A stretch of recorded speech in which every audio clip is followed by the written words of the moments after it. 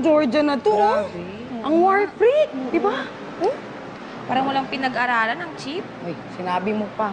Tignan mo, oh. Grabe naman kayo makapagsalita tungkol dun sa Georgia. Eh, baka mamaya nga, mas makinis pa yung siko nun kaysa sa mga mukha niyo. Ay, ma'am, sorry po. Joke lang. Joke lang pa.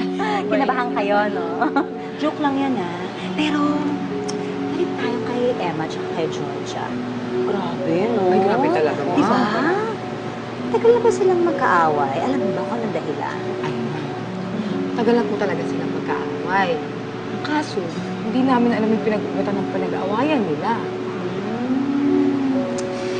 Narinig ko kasi yung George, sabi niya, home wrecker daw si Emma. Ay, Narinig ko, sabi niya, inaagaw daw ni Emma yung tatay ng anak ng George.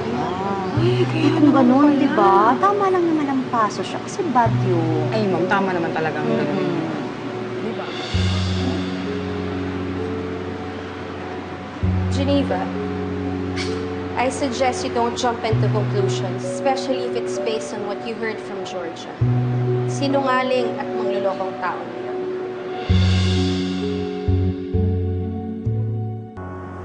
Emma, hindi ko alam na nandyan ka pala. Oy, hindi ka namin binabackstab, ba? Hindi ko ginagawa sa'yo. Nagkakwentuhan lang tayo, di ba? Opo. Kwentuhan o chismis? Well, pwede rin, chismisan, pero can you blame us?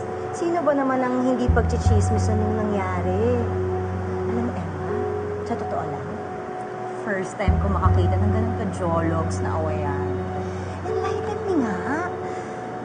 Yung Georgia na yun, anong wait lang. Ba't pa ba ako nagtatanong? Sigurado ko lalaki, no? Lalaki ang pinag-awayan yung dalawa. Well, isa lang ang masasabi ko. Kabit si Georgia ng dati kong asawa. Lalaki nga. I knew it. Emma, that's a brunch. Excuse me. Bye. Bye.